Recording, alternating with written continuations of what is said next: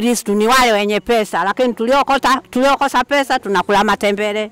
Ukipata maharage ndio kama robo, nusu unashukuru. Lakini idadi kubwa si kwamba hawa Kristo wanayochinja wote sisi tunataka kununua, uwezo hatuna. Hasa kichinjo mwezi huo wa mfungo 3 ulikuwa kila mtu awe anakula nyama, lakini baadhi ya sisi tuliokuwa wanyonge tukipata tembele na mshukuru Mungu, chakula chetu tukipata sembe, haya mchere bahati nasibu kupata mpaka ule na hiyo nyama wanenunua kwa Kristo. Lakini idadi kubwa sisi tunakula matembele na maharage. Waislamu wenzetu dunia nzima muwe mnasikiliza kilio chetu. Nyama sisi kwetu hatuzipati kiurahisi. Kwa hiyo tunaomba mtusaidie Waislamu wenzetu. Tuna uhaba wa vichinjo.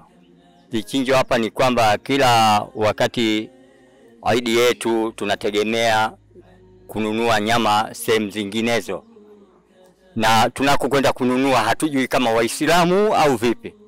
Kwa hiyo kama mtatusaidia, basi mnatusaidia na vichinjo katika Eid ya Arafa. Mwenyezi Mungu awajazeni heri, mtuletee na mkumbuke hivyo. Na sisi hapa katika kijiji chetu hiki hapa tuko vitongoji 4. Na vitongoji 4 hivi hapa wote idadi kubwa ni Waislamu tupu, lakini vichinjo tunakwenda kwa Wakristo. Hilo nalo mlijue ndugu zetu Waislamu, kwa sababu Wakristo ndio wanayotuzia nyama na hapa hamna. Kwa hiyo kama kutakuwa na mtu mwenye uwezo wa kutuletea vichinjo hata kama kwa ng'ombe 10, hajawahi kupata kichinjwa hata mara moja. Kwa hiyo anatumia mtu mwenye pesa siku ya Eid anaenda kununua buchani, anapata kula na familia yake. Lakini kusema kuchinja mbuzi sijui ng'ombe hawajawahi kuchinjiwa.